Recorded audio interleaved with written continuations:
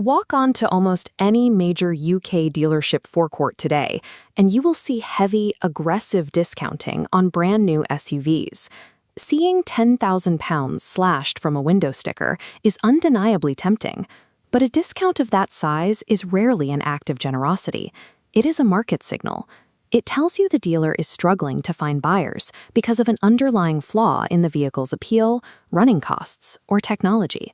To understand how you can still lose money on a heavily discounted car, we have to separate the manufacturer's official list price from the actual dealer transaction price.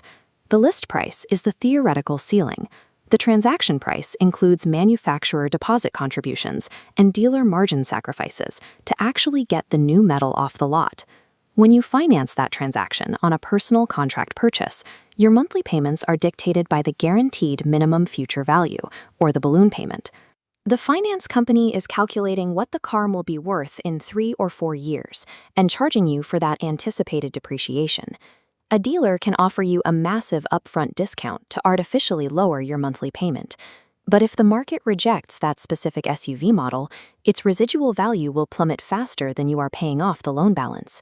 At the end of the term, you risk holding a vehicle with zero equity, making it difficult to move into your next car.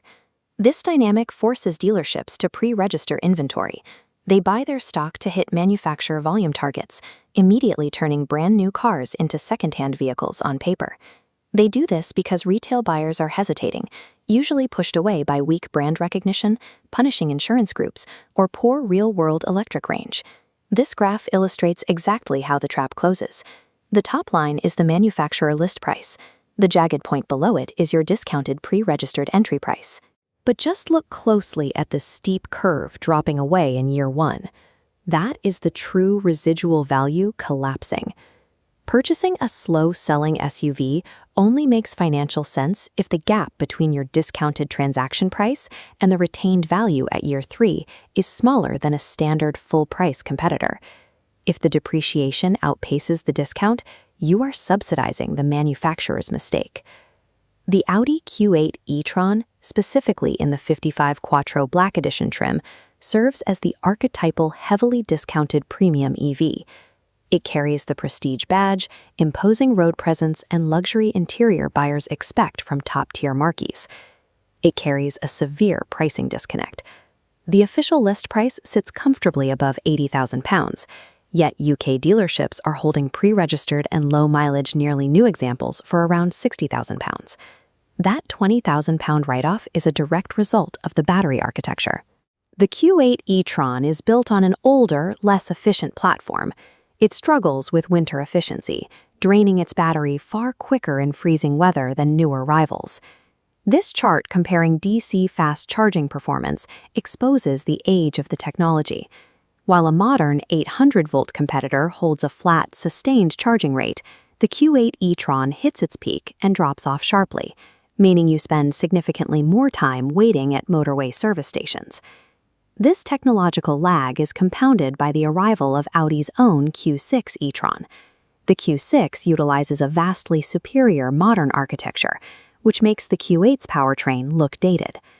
To achieve its modest range, the Q8 requires a heavy battery pack.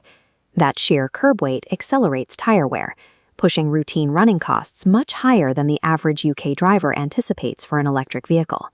Saving £20,000 up front provides a temporary sense of victory.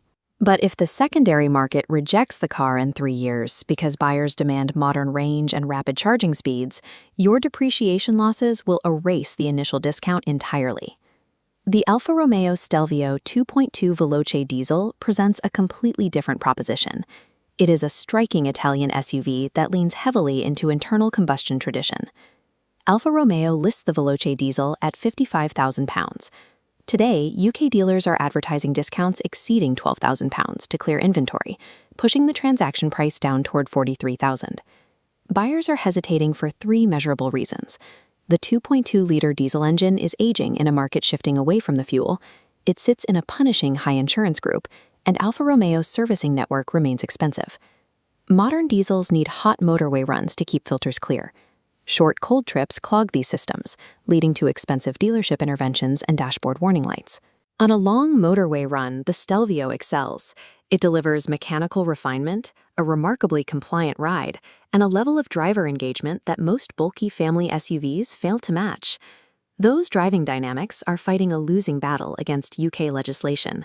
The expansion of ULEZ zones and the escalating road tax burdens for large displacement diesels make long-term ownership highly unpredictable. Securing a Stelvio at a heavy discount gets you a premium driving experience today.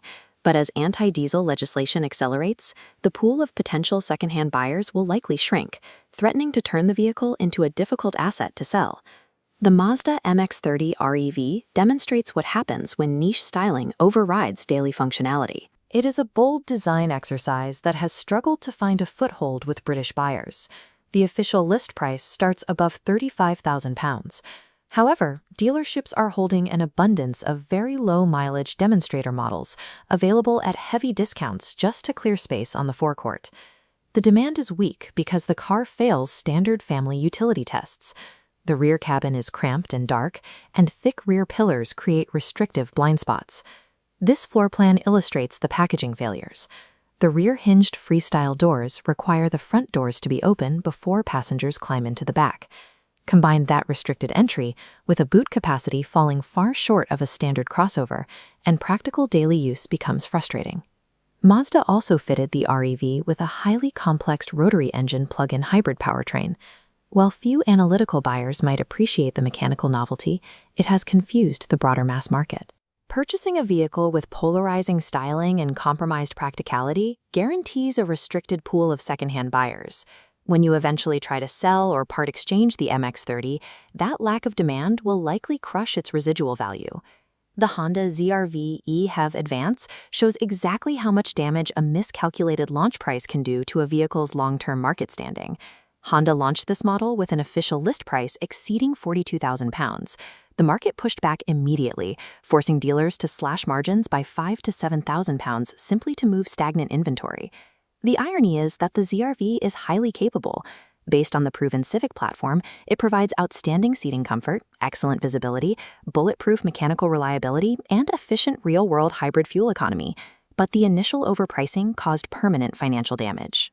Finance companies and used car buyers immediately recognize the £42,000 list price as fictional, and they have adjusted their valuations accordingly. Look at this chart. The 3-year residual value does not calculate down from the inflated launch price.